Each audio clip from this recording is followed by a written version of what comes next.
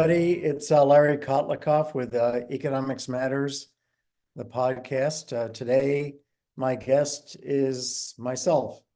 I'm going to spend a little time with you talking about how to rescue your retirement or give you some ideas. Maybe it's not going to be exactly directed towards your situation, but I think you'll end up with enough of a handle to start thinking about doing this for yourself using the software that I'm going to show you.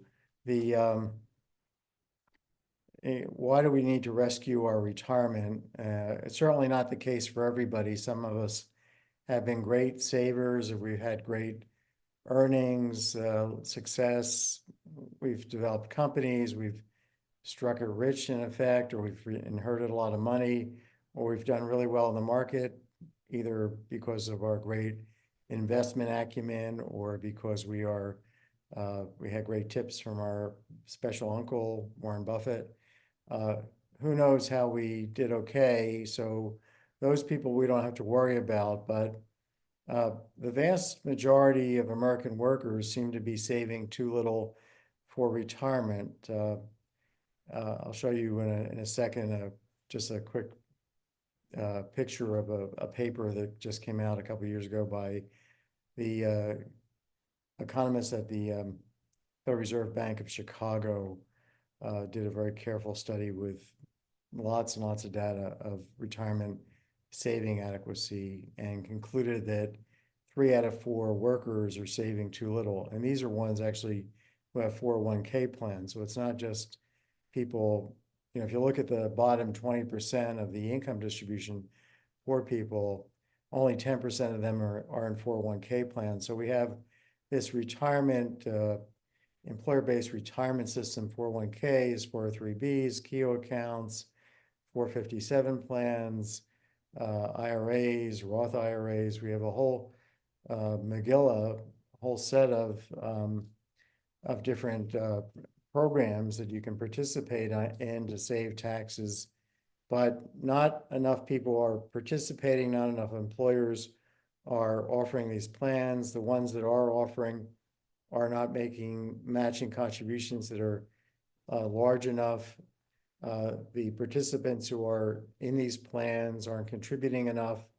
And then when you get even those that are contributing the maximum and getting the maximum employer match, when they reach 59 and a half and there's no penalty for withdrawing from, for example, their IRA, they start to do that for emergencies or for whatever reason. And consequently, they show up in retirement a couple of years later with far less than they had expected. So a lot of people are basically relying on these programs. The ones who are in it, the ones who aren't in these programs are not able to rely on these programs.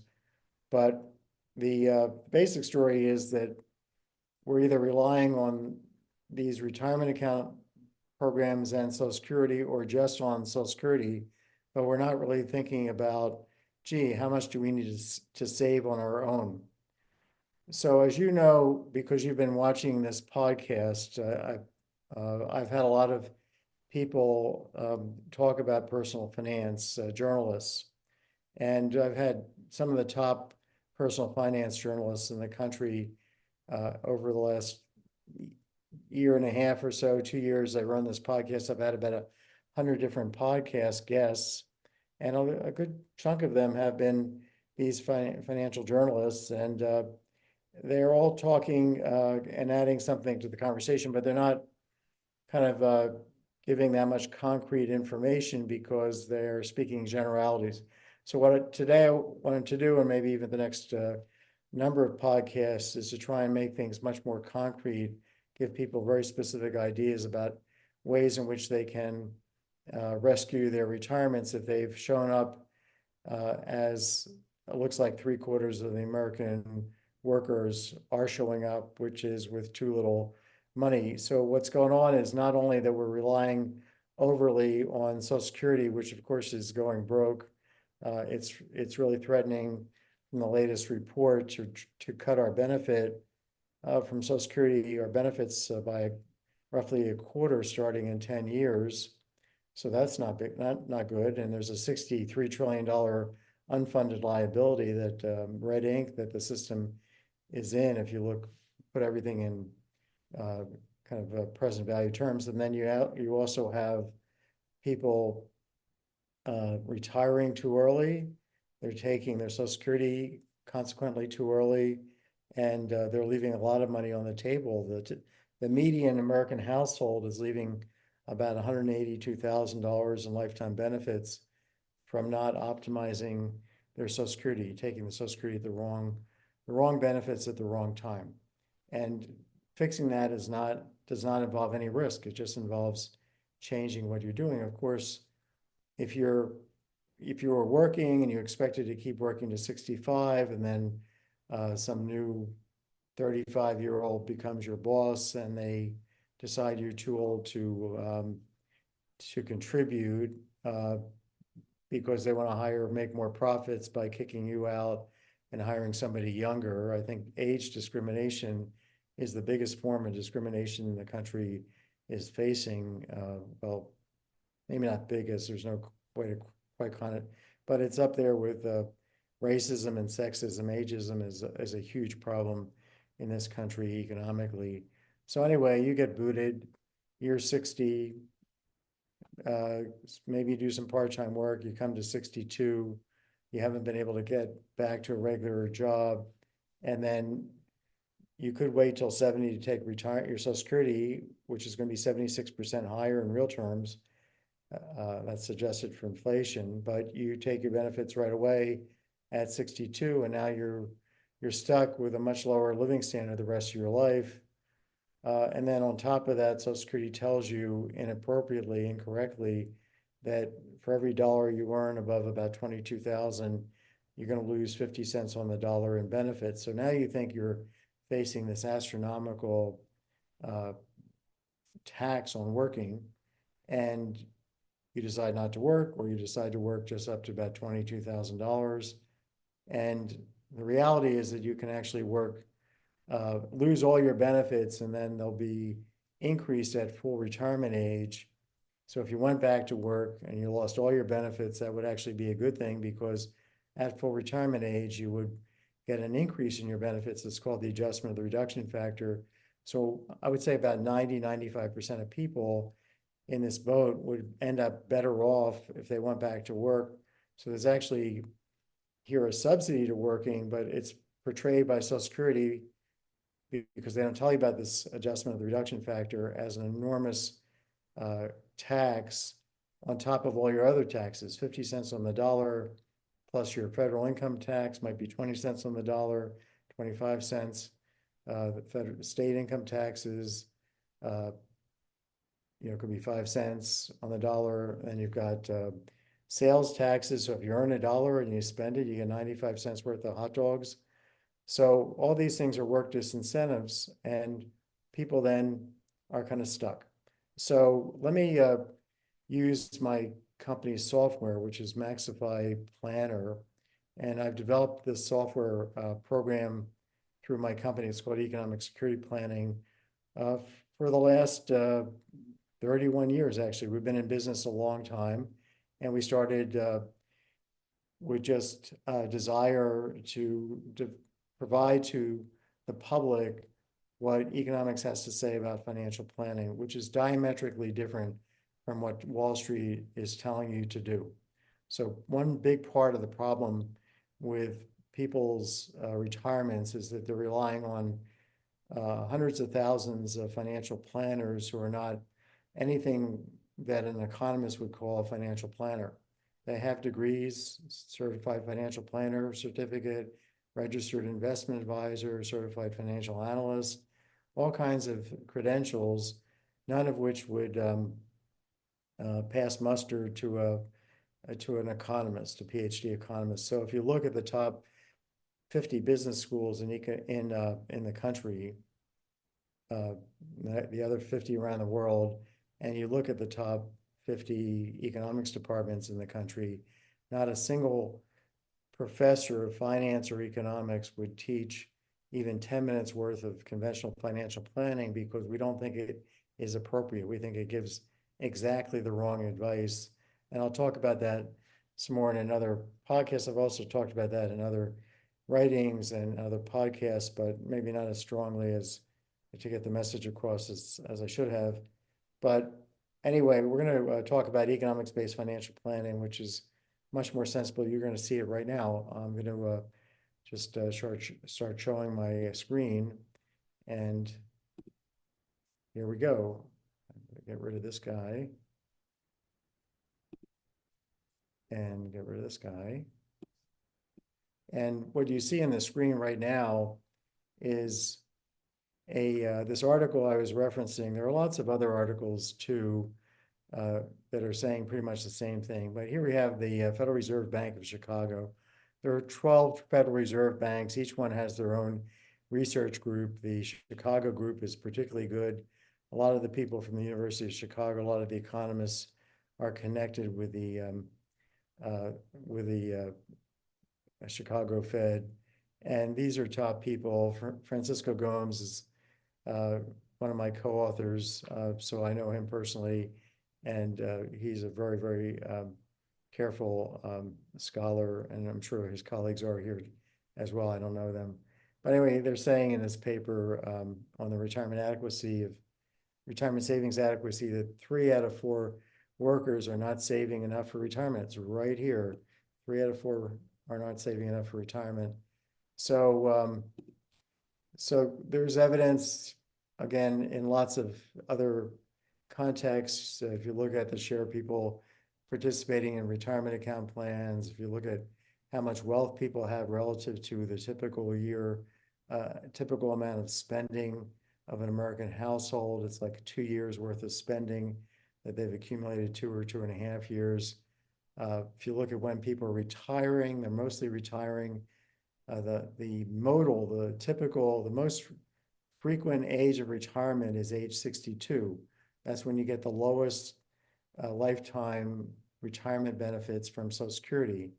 So the median age, the age at which half the people have retired, is no higher than 64. It's not 65, it's 64, 63 in there. And that's way too young, because our lifespan, we have to plan for our maximum age of life because we may live that long. So we all have to, unless we have really strong evidence to the contrary, we have to assume we're going to make it to 100. And that's like catastrophic planning, but we plan catastrophically when it comes to buying homeowners insurance or auto insurance or health insurance. We always think first right off the bat about the worst case scenario when it comes to risk. Here, the risk is how long you're going to live. And the worst case scenario is you keep living and have to pay for yourself. And then you hit age, my mom, for example, lived to 98. My brother and sister were sure when she was 88 that she wasn't going to make it. I said, well, we have this big risk financially. We want her to live. That's the plus side emotionally. She was in good health. But on the other hand, we have to keep paying for her, and she's going to need care. So I convinced them that we needed to buy an annuity. So I went to the principal insurance company, and I actually bought her an annuity. She was the oldest annuitant that the principal insurance company had ever sold an annuity to. And that's basically an insurance contract where you plunk down some money and they keep paying a payment every month that depends on whether you continue to be alive. So their payment is contingent on your being alive, and that's insurance. So if my mom had passed away right away, we would have lost on the policy. But as it was, she lived to 98, and my brother and sister were focused on her life expectancy. She only had about 4 years of expected life expectancy. And they said, well, it just doesn't make any sense. And I just insisted. And sure enough, we were protected against a lot of expenses that we would otherwise not have had easy resources to cover, or immediate resources. So anyway, the software is Maxifi Planner. I'm going to show you a case of a household that has reached their 50s and has done quite well economically, but they haven't saved enough. So our software, if you go to Maxify.com, it's with an I, Maxify.com or MaxifyPlanner.com, that's the name of the tool. You'll see, a modern website here, and all kinds of, you can look at all kinds of press stories about our software. Just goes on and on, all kinds of different, every top media entity has written about our software. It's the only economics-based financial planning tool out there, and there's all kinds of learning elements on that. There's a video, and there's a learning center with a whole bunch of training videos and case studies, everything you want, really. And people can run this thing without any help, or they could use an advisor if they want to have their handheld, but it's really a do-it-yourself or a program. Most of our users are just households who do their own planning. The basic tool is like $149. So it's not like you're spending $5,000 with a financial planner. And in my view, unless you're using the advisors that use our software, I think you'd be getting terrible advice, because I've seen so much terrible advice being given. Anyway, I'm going to log in and show you a case that I set up for you to take a look at. And the whole idea here is to show you that this couple is not in the greatest shape, and that there's a way to rescue their retirement. So I call this case Rescuing Your Retirement. And if you're just starting out with this software and you just bought a license for an individual, the first thing you would see would be, sorry, hang on. I'll just show you what things would look like to you when you first start the program. It would be a screen that you'd see right off the bat. It says what to expect. Well, you enter your basic information, you enter your financial details, you look at your plan, and then you hit get started. And then everything works like a wizard. You'd enter your name, maybe it's Joe Smith, and you'd hit continue. And are you currently married? Yes. What's your status? Married or partnered? Maybe you're married. Do you have any kids? Yes. So it's all, how many kids, and it's all like a wizard. And then we start, everything is asked of you in a wizard type form, just like TurboTax would ask you. So the inputting is very easy, and the results are also presented in this kind of step-by-step fashion. So so this is why we have thousands of people using the program on their own without any help. But we also have services from doing all the planning for them. You could have me do all your planning for you. You wouldn't have to enter anything if you don't like software. We have somebody who does a co-piloting service, and then we have someone who basically just reviews your plan. So lots of help if you wanted extra features beyond just running it yourself. Anyway, so here's our case, and I'm going to just show you the data that I've entered for this couple. Morgan, who is 56 years old, the default is that his maximum age of life is 100, and he's going to retire at 62. He's currently earning $125,000. It's a pretty good salary, and it's going to stay fixed in today's dollars. So we're very careful about inflation. All the results are showing up in inflation adjusted dollars, that's to say in today's dollars. And Morgan has an earnings history, a Social Security earnings record, and you can import this from Social Security very quickly and just basically copy and paste it from the Social Security website into our program, and all the numbers will show up in the grid. Or you could just spend the 10 minutes or 7 minutes just copying the numbers in one by one. But anyway, we've entered an earnings history. These are made up people. These aren't actual people. But here Jen is making a little bit more money. She's making 200,000 a year. And Jen is, so I told you Morgan's 56 and Jen's 53. So these are the mid 50s folks, and she's making 200K, and she also has a record, Social Security record. So what's their problem? Well, they both want to retire at 62. That's their plan. And is that a good plan? Is that the smart thing to do? Is that too early? They don't know. They just know that they think they deserve to retire at 62 and that they've been high earners and they should be able to afford to retire at 62. And well, let's just see, if we look at their financial assets, well, they appear to be millionaires. Morgan has $1 million retirement account. He's contributing 3K a year and his employer is paying 3K and contributing 3K. That feels like a lot of money. He's a millionaire. And Jen's got $500,000 in retirement assets, and she's contributing more, and the employer's matching 6K each. That feels like a lot, and they have 50K in the bank. Well, actually, this is peanuts. They don't have a lot of money.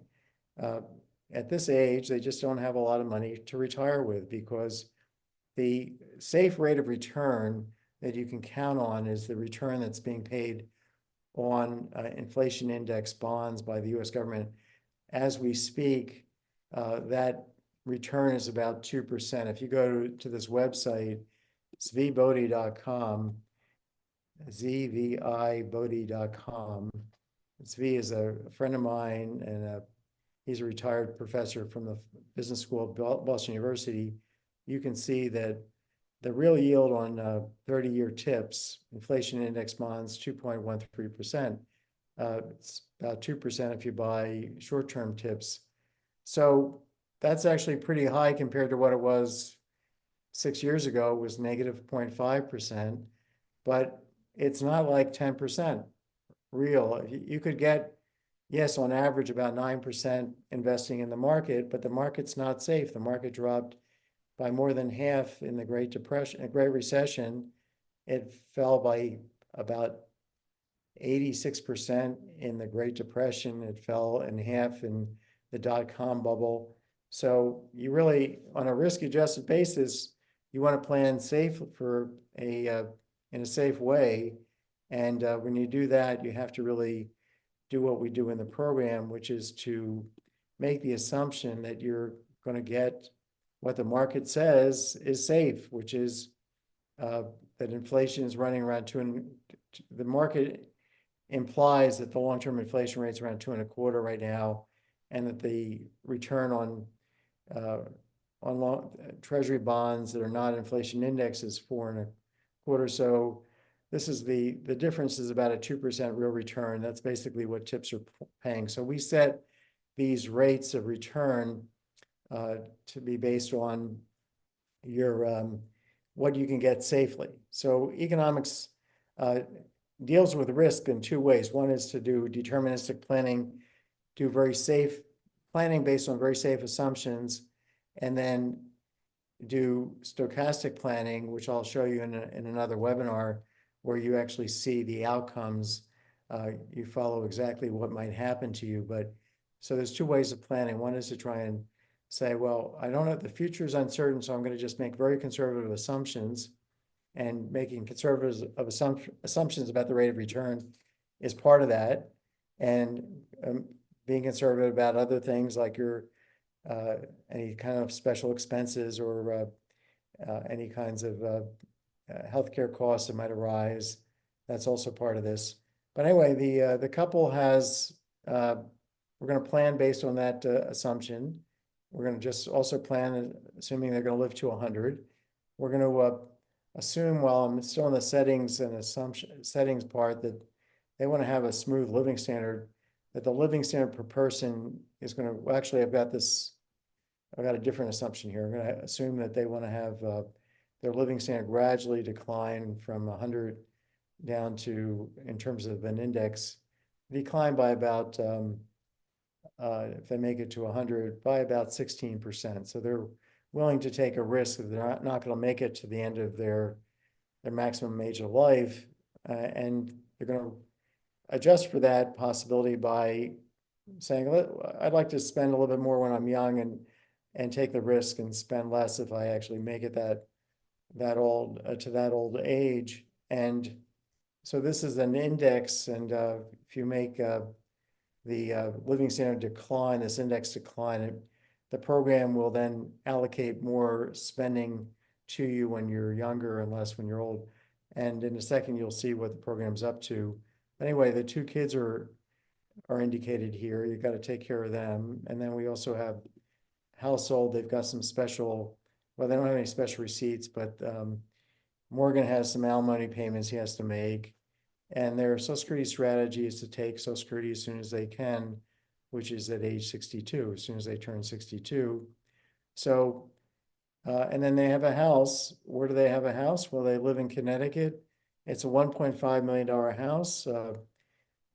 They bought it for $1 million. A lot of expenses, $20,000 property taxes, homeowners insurance is $6,000, maintenance is $5K a year, and they've got a mortgage, $500,000 mortgage, which is at a decent rate, but it's still a mortgage. So now what we're going to do is run their report, and we're going to do we're going to look at this basic report, and these three reports at the top are what are called deterministic reports. They're all based on this assumption that you're going to get, in this case, 2% real on your savings, on your investments. Although you could change that to 4%, you can choose whatever deterministic rate of return you want to assume. And then these other reports, which we'll talk about in another time, another webinar, are stochastic planning reports where you actually where we actually follow the household's living standard based on how well their investments turn out. We show the whole range of upside and downside living standard risk if they invest in more aggressive ways versus less aggressive ways. You get to see the difference, and I'll be able to show you that method of planning and helping you figure out what type of investing you want to do. I'm not an investment advisor. I'm not a registered RIA. All I can do is provide educational information, and that's what I'm doing. This is not a, here's what you should invest in today or at any point. I'm not saying you should necessarily invest in tips. It's up to you, but you should have the methodology, the methods that economics says you need, the machinery to make your decisions. And upside investing is about how to have a living standard floor, still invest in some part of your money in the market. The rest you'd be investing in tips, but you would just have upside risk. But anyway, we're going to deal with this plan, which is the basic plan. We're not going to, the other plans I'll show you in a second, the other deterministic plans, but here's what happens when you run Morgan and Jen through. The first thing you see is a discretionary spending plan over here on the right and a lifetime budget here on the left. And the spending plan is that they should have discretionary spending declining, and it's declining. Well, it declines a bit when the two kids leave the household because there are fewer mouths to feed. Then their living standard per household member is the same. And then starting here, they gradually want to have it decline. And then Morgan dies, and then Jen reaches 100. So this is perfectly consistent with what we call consumption smoothing. If we look at the living standard per person, you can see that the green line is the discretionary spending of the household. The black line is the living standard, and it only declines starting here because they said they wanted to have a somewhat higher living standard earlier per person and then declining. So this is taking into account the fact that kids are a little bit cheaper than adults, and that there's economies of shared living. So all that's factored into the analysis. But if we go back to this dashboard, you can see by looking at the details of this lifetime budget that we're not asking people how much they would like to spend, given what they've told us their resources are. They've told us they've got in present value, the value in the present of all their future earnings is about 2.6 million. Their Social Security benefits has a value today, and if they could have all the money, if they could borrow all that future money at the TIPS rate of return, the 2% real yield, it'd be about 1.5. So if you take their retirement assets, another about 1.5, and their housing resources, it's about 1.5. So the they've got about 7.4 million. And then the question is, how are they going to spend it? Well, here's the spending side of the ledger, and you can see that almost to the dollar, the lifetime budgeting works. So what we say is, here's the resources. They've got some off the top spending requirements, and that's the fixed spending, which is the gray bars here in this picture, and they have to cover that. But then what's left is this capacity to engage in discretionary spending, and they want to keep the living standard per household smooth. So again, when you look at this, you can see that there's discretionary spending out of the total resources of 7.4 million. They get to spend on a discretionary basis 2.7, 2.8, and the rest is, well, there's a lot on housing, and there's taxes. Taxes are federal and FICA taxes and state taxes. And then you have on the housing side, they're going to be leaving some of this house because they're not planning on spending it down. They haven't told the program, I haven't told the program they wanted to sell their house at the end of their days. So they have some, if you like, trapped equity. Another way to think about this is they're going to leave the house to their kids. There's a bequest that they're leaving. And then also just sitting in this expensive house and not getting any interest, that has a cost, and that's what calls the housing holding costs. And then there's also housing expenses like that mortgage payment and the property taxes and so forth. So housing is pretty expensive. Out of the 7.4 million, they're paying almost 3 million in housing. They're kind of housing poor, house rich, if you like, or house poor would be the term. Yeah. They've got too much housing compared to their resources that they're spending on. So their discretionary spending can't be as high. And but the program is calculating all the fixed costs, the taxes, the Medicare Part B premiums they're going to face, the other expenses that they're, like the alimony payments that he still has to pay. So, and then we have all kinds of breakdowns. For example, you can look at in charts or in numbers the different sources of income, and if you want to look at the Social Security benefits, all the different types of benefits are being calculated. Every number is reported in today's dollars. If I look at the life insurance, well, Jen needs to buy some life insurance to protect Morgan and the kids for a while because she's the higher earner. And then if we were to run, we have this survivor plan, so I could run that and kill who's the survivor. I could make Morgan the survivor, and I could kill off Jen at any age, run the report, and I'll get the exact same picture of outcomes that we just have been looking at. And you can see that the Jen as the survivors and the kids are going to have exactly to the dollar the same living standard. So you can double check that the life insurance calculation is correct. This is the best life insurance calculator in the world that we have in this program. It's the only one that makes sense for you because you want to buy life insurance to make sure the survivors have the same living standard to the dollar, and you have to be able to verify that, and you can do that with this program. This other report lets the program robo-optimize over when to take Social Security, what benefits to take, when to start your withdrawals from your retirement accounts. We're shortly going to incorporate robo-Roth conversions, and there's also optimization of annuities. But what I did is something different, which is I set up a profile where they to rescue their retirement, because I figured out I know ahead of time, having run this program enough, what's going to save their hides here.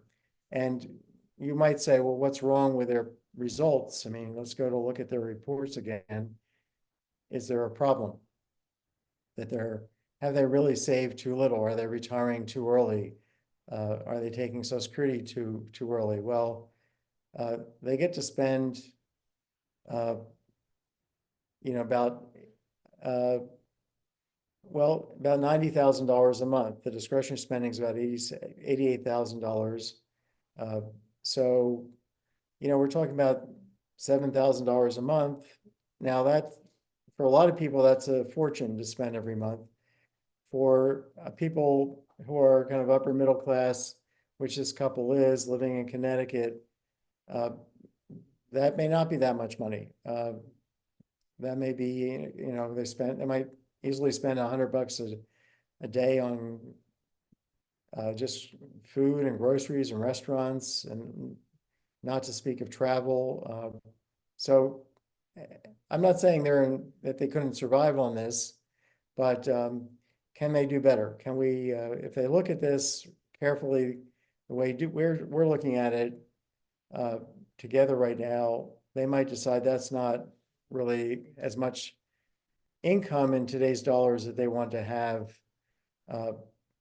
in discretionary spending. They would like to have a higher level living standard into the future. So how could they do that? Well, I can come over here and take their base profile, and then I can copy it, basically, add a version with a different name. I can call it, take a job in Seattle, for example. And I can then create it, and everything will get copied over, and then I can change the inputs and then compare it with the base plan.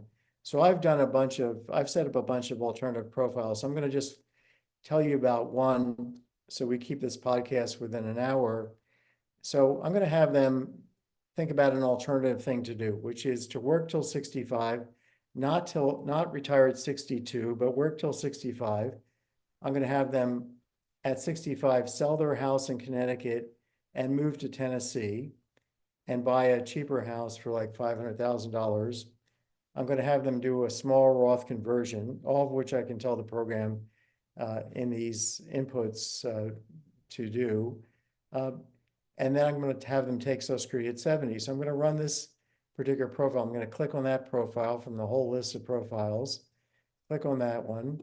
And then I'm going to say, I'm going to run it. I'm going to run that report as a comparison. I can compare with any of the other profiles, but I'm going to compare with the base plan. And we're going to see what this does to their retirement. Have we rescued their retirement? Have we raised their living standard by getting them to work a bit longer and take Social Security at a much more favorable age, which is 70, not 62, and have them reduce their housing costs, which are significant, by moving to Tennessee. When you move to Tennessee, you don't have to pay any state income taxes. So you can see what happened here is that their lifetime discretionary spending went up by almost $2 million. Look, it was 2.7, now it's 4.7. So that's a huge increase. That's not quite a doubling, but that's probably like an 80% increase in their living standard. And I'm talking about them doing nothing that involves any risk whatsoever, just working 3 more years each, taking Social Security at 70, selling their house at 65, moving to Tennessee, downsizing, and not paying Tennessee state income taxes, because there's no state income tax in Tennessee. And well, look at their living standard, their discretionary spending. It's not as smooth as the dotted black line, which is the original base plan. You can see it jumps up when they start taking Social Security and the retirement account money, and then it falls down again when the husband passes away. The discretionary spending drops down, but it's higher in every year. So, for example, in these years, they're getting to spend not $88,000 a year in discretionary spending, but $163,000 a year. So that's dramatically higher. So this has rescued their retirement without their, yes, they had to work a few more years each, but the combination of things that they can do here. So you can see by looking at the lifetime budget constraint comparisons that where things are happening. Their labor earnings went up. Their mortgage payments went down because they're paying off their mortgage. Their housing expenses in general decline because they're paying lower property taxes. They've got less trapped equity, and holding costs and state taxes decline by about $33K, and life insurance premiums, they buy a little bit less than life insurance. Well, so all those things changed, and of course some other things went back up. They're paying more federal income taxes because they're going to work for 3 more years. FICA taxes go up. Medicare Part B premiums are going to be higher as well because they're going to be richer and be put into a higher Medicare tax bracket. So the calculation is being made in a half a second, and it's extremely precise. We're calculating the couple's, if I look at this particular plan and look, for example, at their spending, we're figuring out in great detail everything about their taxes every year, right through the point to which they're 100. Well, Jen reaches her age of 100. And so we're doing, in effect, TurboTax under the hood each year separately, based on projections of what the tax schedules will be. So this is not pie in the sky planning. This is saying, just to go back to the dashboard for this case, this is saying you have to live within your lifetime budget. You can't go to a financial planner. You can go to a financial planner, and the financial planners will say, how much would you like to spend?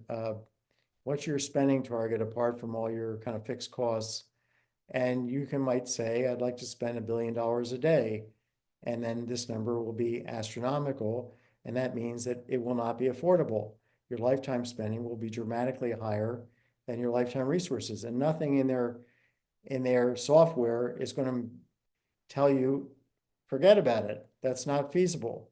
What they're going to say is, well, let us figure out how to put you into high yield equity funds on which we're going to charge you fees. So with high probability, you're going to make enough in the market to be able to pay, to be able to have discretionary spending that's dramatically higher than is really realistic, given what the safe rate of return is in the marketplace. So on a risk-adjusted basis, this is it. This is your resources, and you have to live within those. So the only question is, if you work more, you raise your earnings, you lower your housing costs, you increase your Social Security benefits. All these things are going up. All these numbers are either going up or down in a way that lets the discretionary spending be about 80% higher.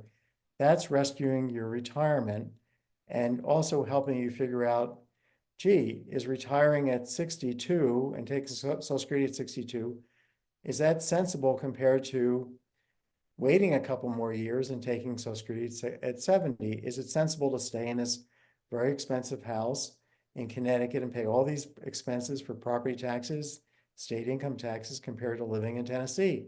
If I have all this extra money by moving to Tennessee, well, gee, I can fly up and see my friends in Connecticut. I don't see them every day anyway. I have money to fly them down to see me. I can take more vacations. So this is giving you a real picture of what it means to retire early, what the costs of retiring early are in terms of your bottom line, which is your discretionary spending, your lifetime discretionary spending calculated on a realistic basis. And And then, of course, you have all the other decisions that the program is going to help you with. You can certainly change your inputs here and make that your base plan. But in terms of what you're supposed to spend every year, the program is saying, here's how much to spend on everything, the discretionary spending every year. It's a game plan for what your discretionary spending should be in today's dollars, and what your taxes are going to be, and how much you need to save in outside of your retirement account beyond what you're contributing every year. So here's your basic savings. In some years, you're going to be doing positive saving, and some years withdrawing. And this couple actually can do a lot of withdrawing of assets. They don't need to save so much because they're going to be earning more money, working longer. So they can increase their living standard right away, not just when they reach 62. Their living standard, as you can look at it right here, is going to go up right away.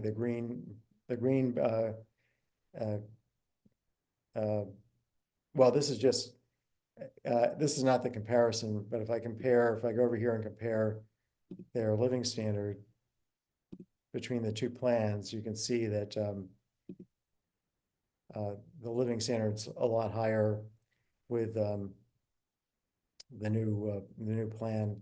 And this, I don't think I told the new plan that the living standard should decline. That's why that's not declining, but that's not much of a difference. So anyway, I hope this has helped you get some initial feeling for economics-based financial planning. It starts and ends with lifetime budgeting, but under the hood, we have highly sophisticated software to smooth people's living standards, but we're also taking into account people's cash flow constraints. And that you see that right here, their living standard can't be perfectly smooth if they're going to wait till 70 and take Social Security and stop working at 65. That's where they're going to have a lower living standard before retirement and a higher one later. So the program is smoothing your living standard subject to your preferences about how you want it to, what kind of shape you want your living standard path to have, but also to make sure that you don't go into debt along the way, that you don't try and borrow against your future, let's say, Social Security benefits, which you really can't do. So it handles fully your cash flow constraints. And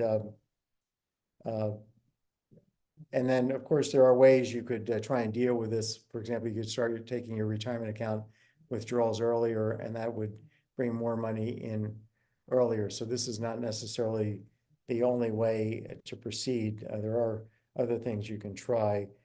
So give me some feedback. I'm at kotlikoff@gmail.com, and be very happy to talk to anybody if you want to come and use our software. Again, it's at maxifiplanner.com.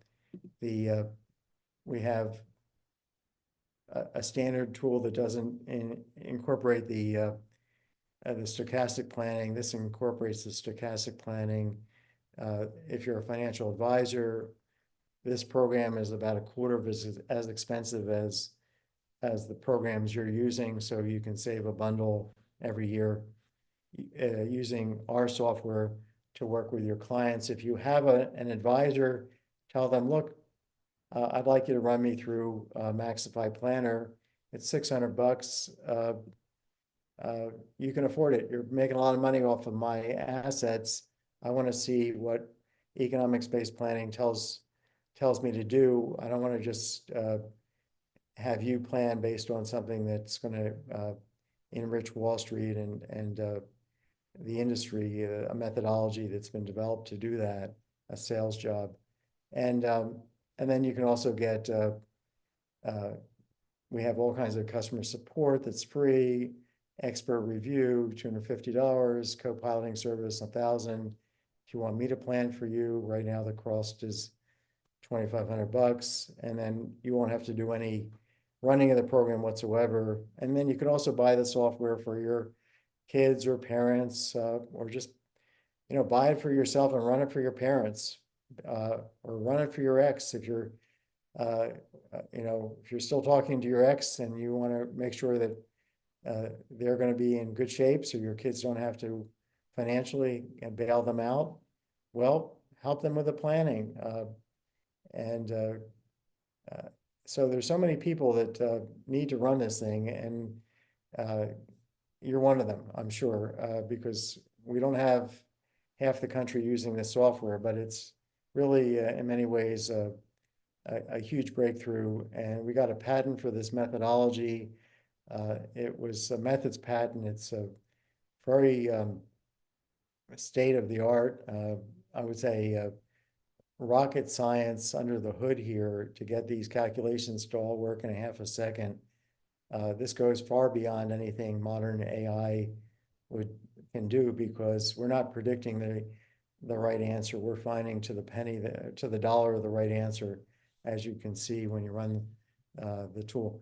Anyway, thank you so much for attending, and I'll just bring this to a close.